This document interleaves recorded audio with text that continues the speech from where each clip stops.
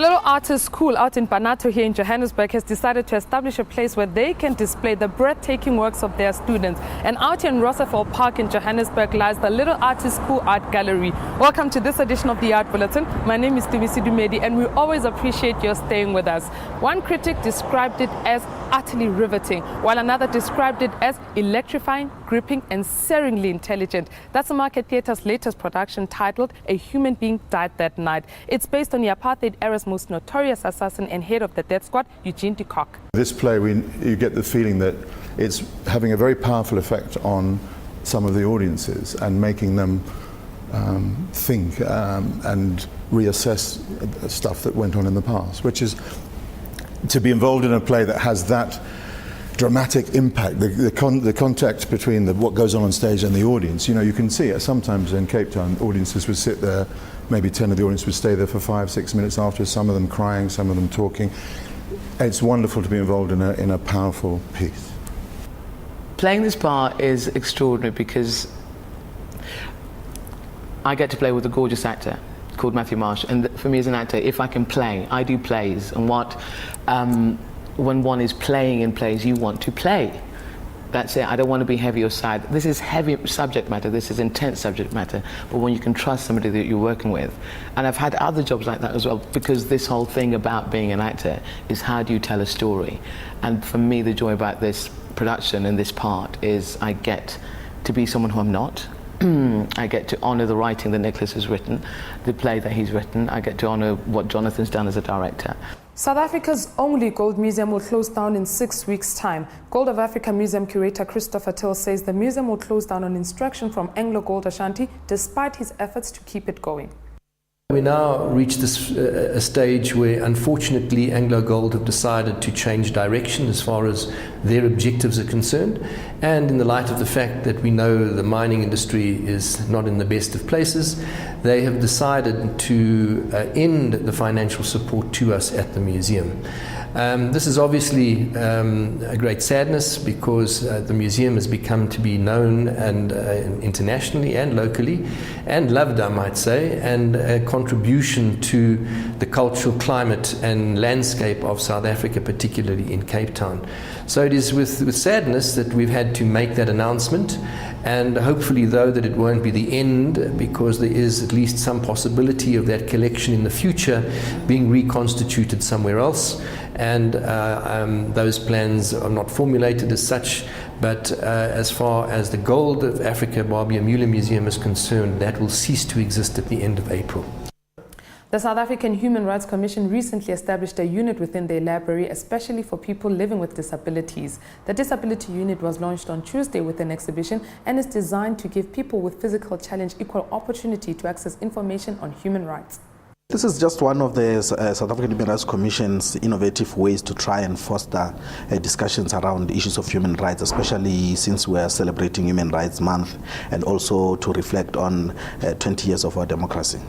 We asked Philip Biscuit to basically come up with a way to celebrate or to look back at how far the country has come in terms of human rights, and also in terms of issues of governance, but also on where we're trying to go as the country. So his artworks basically stimulates that debate, every individual to ask themselves where they are, what have we done as the country, as individuals, in terms of ensuring that the country as human rights are elevated, and also where we think the country should be going moving forward, especially as we take stock of how far we've come 20 years ago.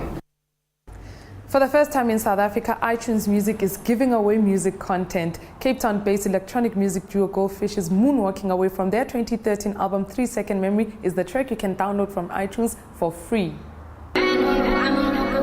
According to Goldfish, Moonwalk Away was part of their journey back to the roots of Goldfish, which are pretty much chilled African-infused beats. The song is part of their 2013 hit album 3 Second Memory, which was written over a period of 2 years. 3 Second Memory was released on iTunes and in music stores in October, and also features their track with John Mani titled 1 Million Views. To download the track, you have to get a redeemable code from Goldfish's website, www.goldfishlive.com, and then go to the iTunes store. The electric music duo is currently on a world tour that will see them perform at the Lyric Theatre in Los Angeles, United States tomorrow, and then visiting 12 other venues around the world before the end of April. All the best to them, and happy downloading to you. The structural and historical properties of the Joburg Art Gallery are the subject of Stephen Hobbs' latest project titled Jag Snag, End of Exhibition. Through a series of collapsed exhibition screens, structural props and special lighting, Hobbs makes suggestions to the gallery until the 27th of July. Jag Snag is the culmination of 3 years of investigation and research into the architectural successes and failings of the Lutyens building and the Mayor Pienaar extension of 1986. So it's an exhibition in the Mayor Pienaar extension where I have deconstructed part of the building, pulled down screens, revealed parts of the building, exhibited history relating to the site with a view to trying to get people to rethink the role that they can play in helping to assist with fixing this building. Well, in 2015, the original Lutyens building will celebrate its centenary, so it'll be 100 years old next year. And it's a bit of a contradiction to have a famous old building attached to a modern building that is falling apart. So it would seem that in the spirit of celebrating the building's history, one should be thinking seriously about fixing it. Works by South African women from the Ubuhle Artist Collective out in KwaZulu-Natal are currently on display at the Smithsonian's Anacostia Community Museum. Their exhibition out in Washington, D.C. is titled The African Crucifixion. Portia James at the Smithsonian says initially she was struck by the beauty of the works, but hearing the story behind the artists coming together was actually the power of the story. The African Crucifixion was created by a group of women in KwaZulu-Natal who have had to overcome challenges of poverty, AIDS and abuse. James says, but Ubuhle is not just about creating art, it's about creating independence and empowerment. Curator James Green says the pieces are sold in galleries in Johannesburg and Cape Town. He says they take up to 10 months to create, meaning the artist has a strong personal connection to each one. Green says even the colors of the beads take on the moods they are feeling and things they're thinking about. The Playhouse Company in Durban is inviting independent art practitioners who include producers, directors, playwrights and production companies to submit cutting-edge productions to be staged during their 2015-2016 financial year. The productions must be in the areas of music, dance and drama. Applications will be accepted until the 28th of March at 4 p.m.